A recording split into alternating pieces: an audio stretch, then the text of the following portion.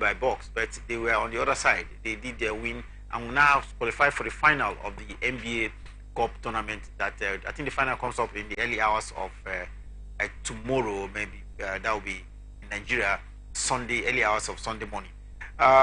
Milwaukee Bucks, after losing that fixture, of course, when you talk about Milwaukee Bucks, you remember Gianni Antetokounmpo, the Nigerian great player who is the star player of the team.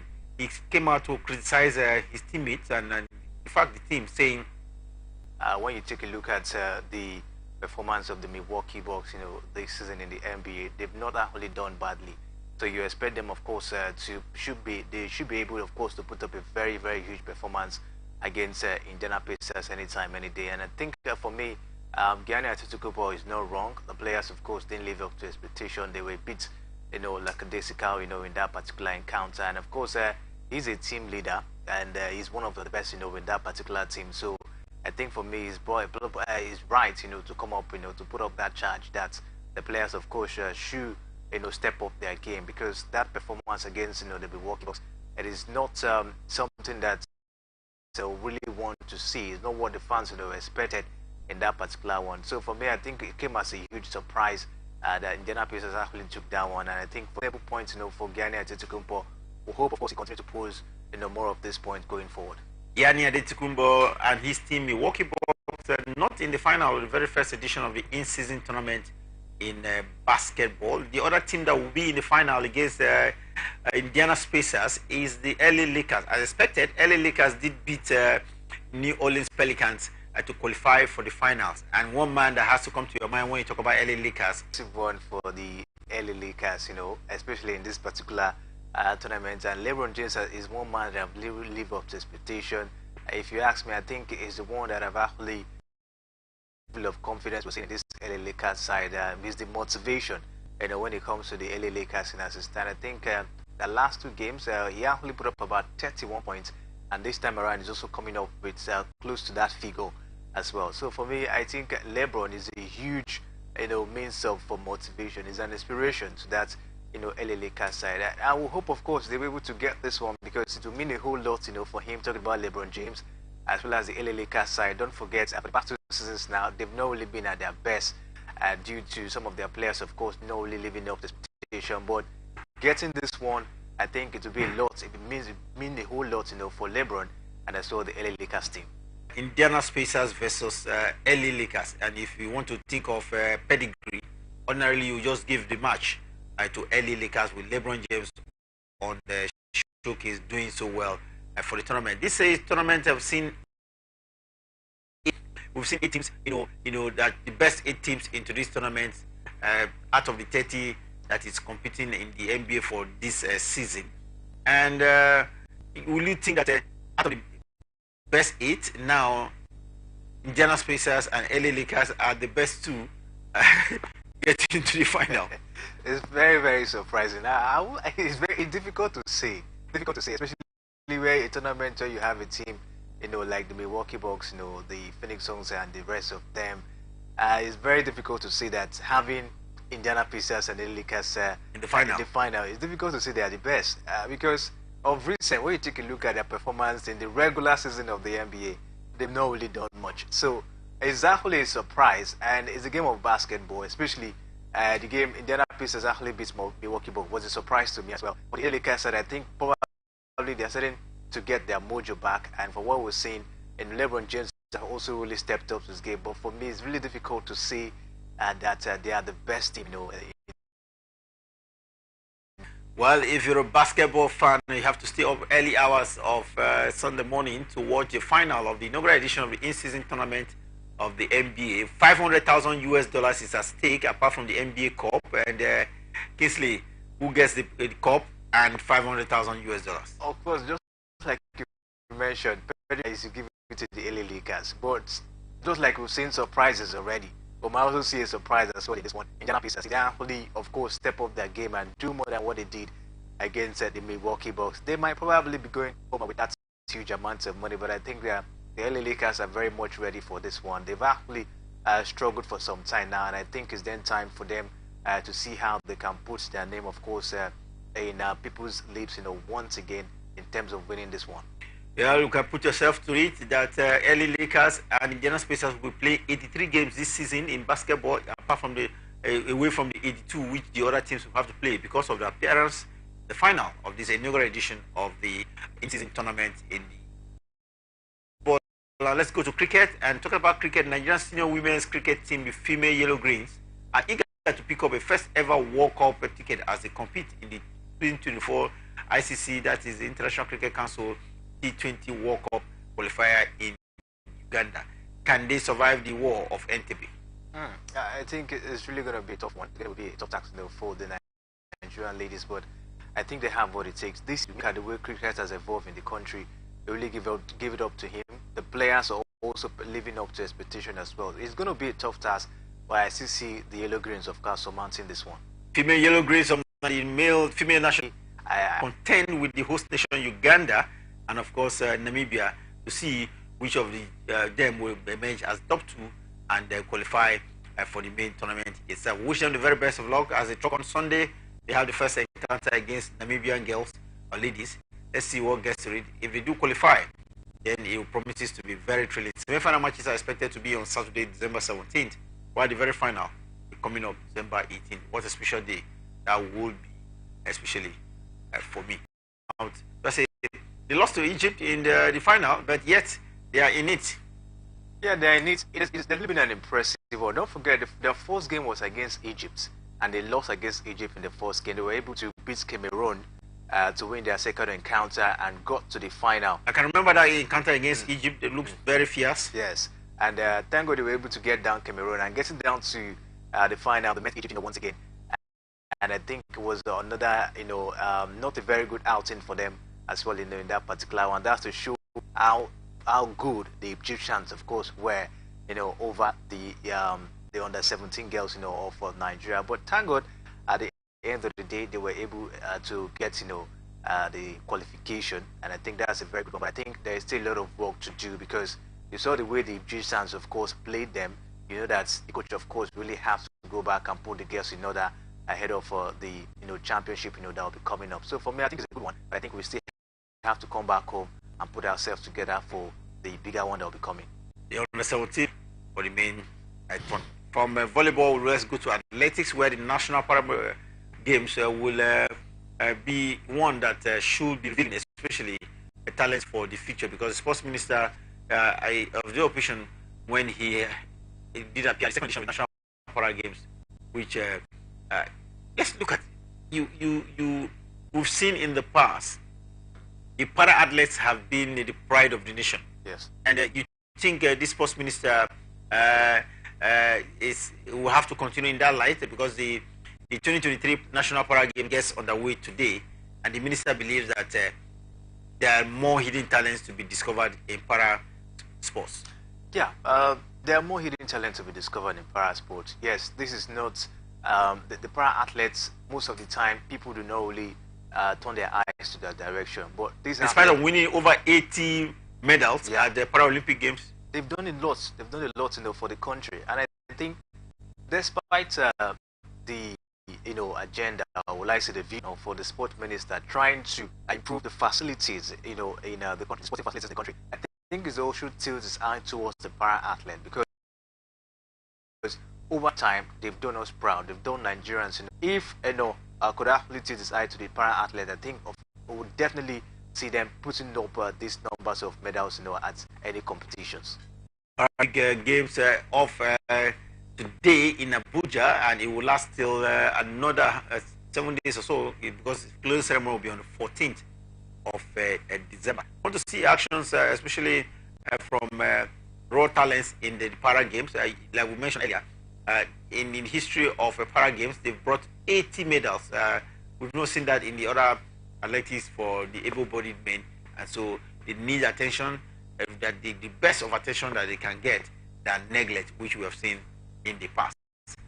They say too much is given, much is expected, and so if you have not given them that much and they even give you so much, then we really have to be wary of certain. But I think the sports minister is, from his commitment and his statements there, shows that more will be done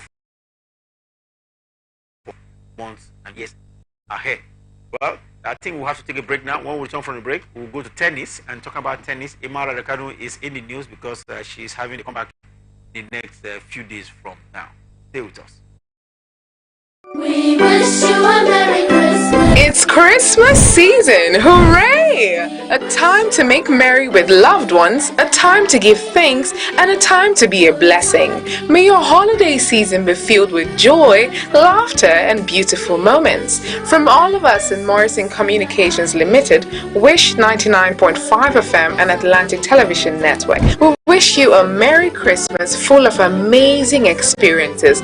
Cheers to a beautiful year end.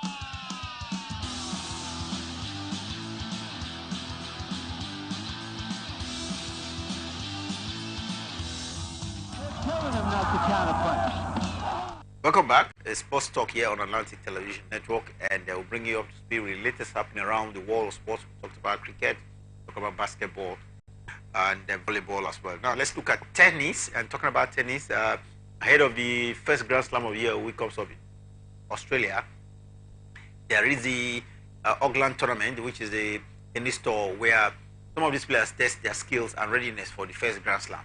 And one notable player that would be part of the Auckland tournament the very first week of January 2024 is Emma Raducanu. It's a disappointing one in the WTA by the likes of Kogov of Dicey, because these players are going to come. And for Emma Raducanu, how good will she be due to the fact that she has not played competitive game for a very long time?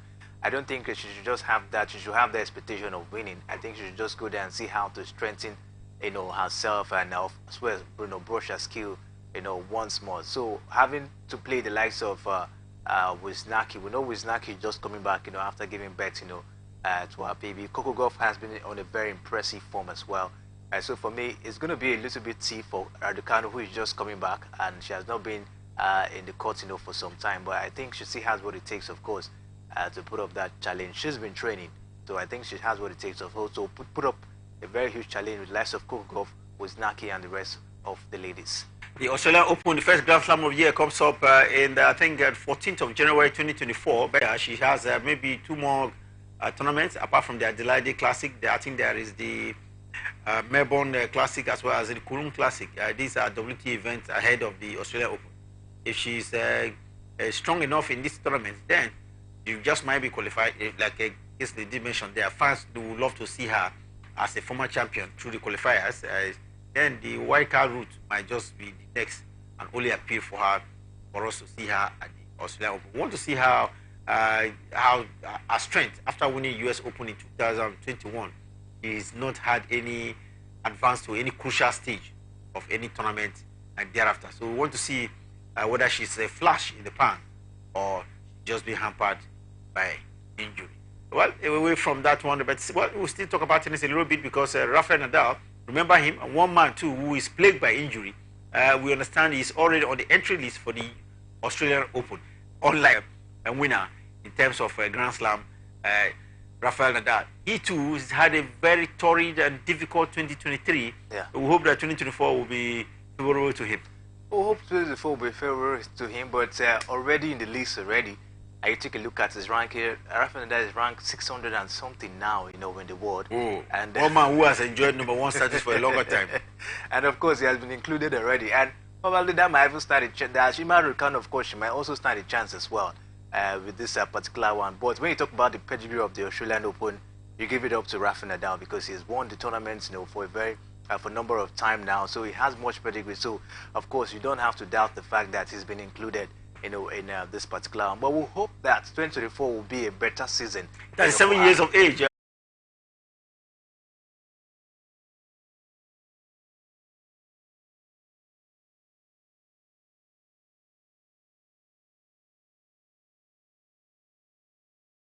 Will as well affect your age, and I think that's what has happened to Rafa Nadal. He's To the court after staying away for a very long time. So I'm personally, I'm not expecting Rafa Nadal, of course, to come smash things. I think the likes of Djokovic and Alcaraz might still be up there, but I think probably, let's say 2, 3, 4 tournaments come next year, he will definitely get back his mojo, and that competitiveness, of course, we'll see it once again in the men category in tennis.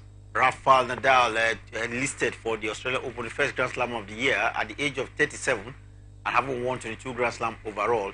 We want to see him compete again on the court. But there's been the story around him retiring at the end of 2024. So US is trying to put up that challenge. And when it comes to, of course, number of Grand Slam, he's still on the 22nd Grand Slam for him. Djokovic 24 now. Let's see Let's see how it goes for him in 2024. I think it should be a year where, of course, he adds to his Grand Slam tally and see if he can probably equal or maybe surpass Djokovic's record. But that would be a tall task because of the form of Novak Djokovic as well. So for me, 2024 will be a very competitive one. Then allow him to take your valuables. So for me, I think the league board should look into this, and as well, the team shouldn't just be traveling alone. They should look for a means of having at least 1 or 2 security men with them to accompany them to their match venues. Proper travel arrangement for teams along the route is becoming most team. Will have to contend with their counterparts. Will have to contend with their counterparts from Mauritius. Kingsley, Mauritius pull out from the competition, and now for the citing lack of funds, now the Nigerian side will have to straight away face the in the last round of qualifiers. Yeah, I think Central African Republic, will you see they are very tough opponent to the Flamingos? I don't really think so, because 17 championship they went for, I think they actually took a bronze medal.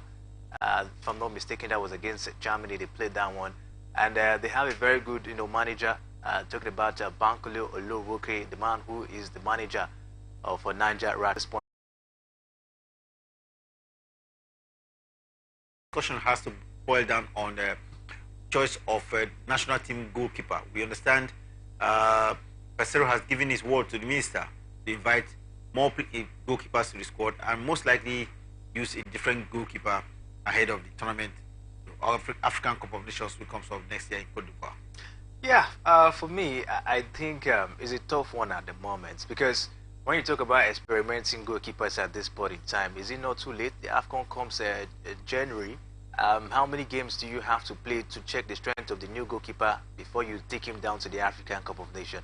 But Francis Zoya as well, we see a problem, and we don't really have any good replacement. Maduko Okoye has not been the best.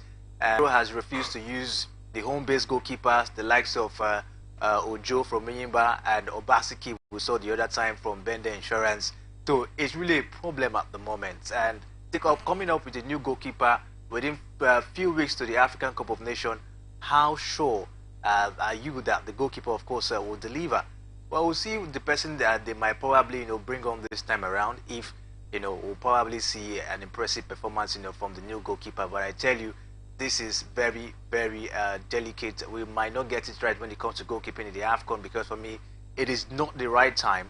We should be expecting a tall one for Osimhen to take him down. But I think when you take a look at the Ballon d'Or nomination, Osimhen finished 8th and Akraf Hakimi didn't come close. I think that should be probably another yardstick where they should look into this one. But I hear it's going to be through voting, and of course, outsiders will also have an opportunity to vote in this one. But for me, I think Victor Osimhen, stand a good chance in this one ahead of Akraf Hakimi. Very difficult, do I say, in Morocco.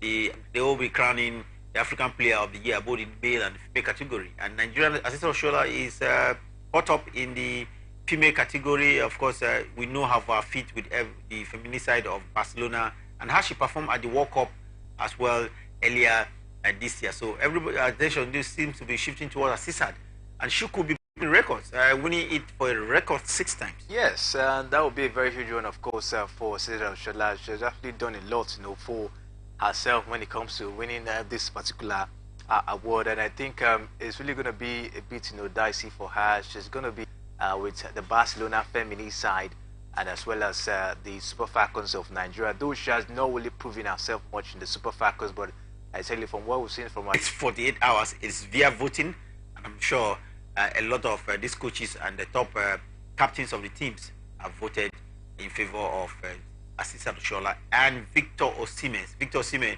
it's been long we had a male Nigerian, win the African Player of the Year after dominating for a long time when this competition is.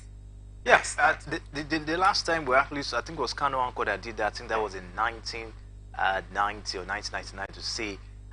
Since then, Super Falcons of Nigeria, I haven't seen any Nigerian player, to get this one at the last time. A very impressive number of goals when it comes to, the qualifiers, for the AFCON as well. That will be coming up in Cote d'Ivoire. I think the man has really done enough, to deserve this particular one. Let's keep our fingers crossed and see what comes up on Monday. Talking about Serie A reminds me of Paul Pogba. Pogba, I would understand, may just be banned for a lengthy period for over the use of drugs.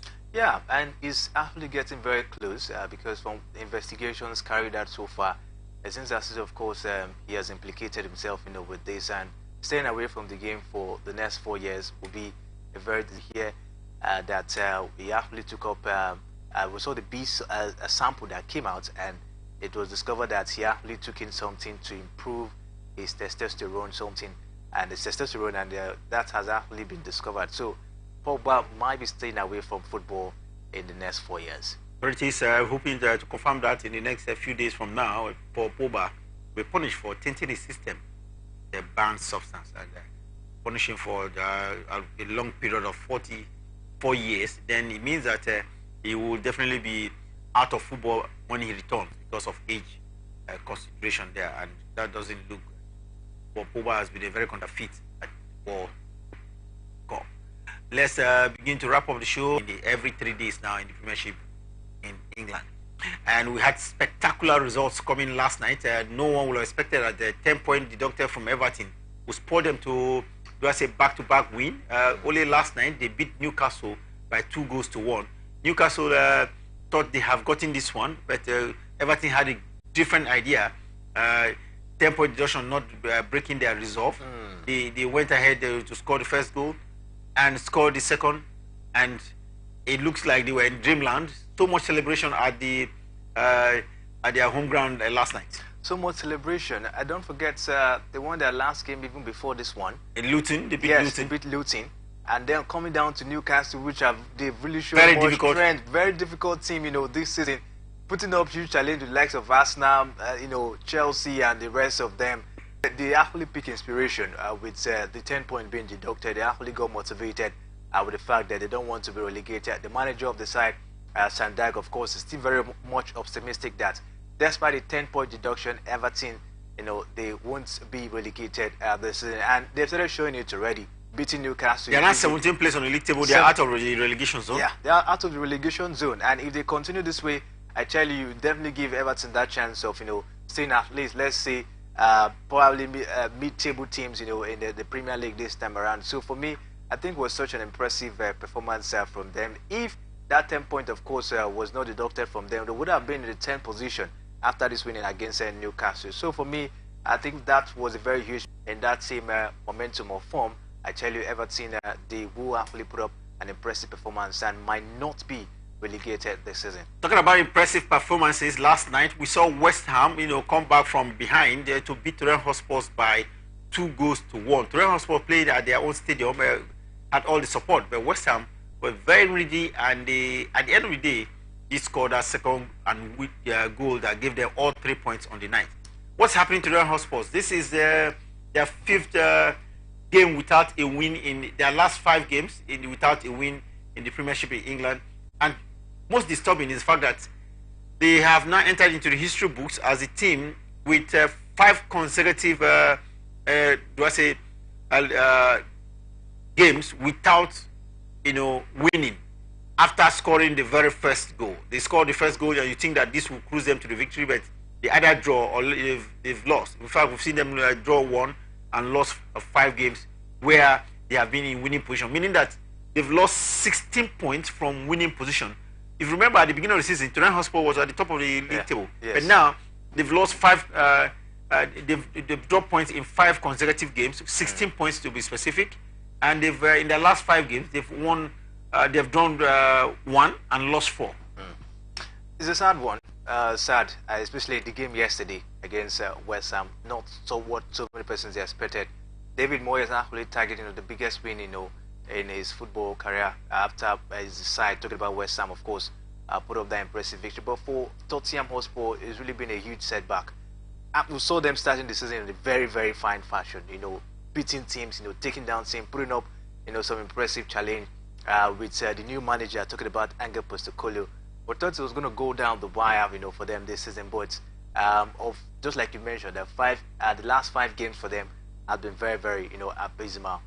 Being beaten by West Ham, it actually shows that they really have to go back and put up, much work. Angel Postecoglou, I think, yes, maybe his tactics, the teams now have started understanding what he's doing, because when he came, he started winning and nobody knew what he was doing. Probably they started getting to understand, his tactics, and I think he has to do more, just like what we're seeing at Manchester City at the moment, where they're not getting it right at the moment. So for me, I think the teams they've started to know, to understand the tactics of Angel Postecoglou, and I think he has to put up. Enter into the history books in the Premiership in England as the first team to drop 16 points from winning position in their first 5 games. They've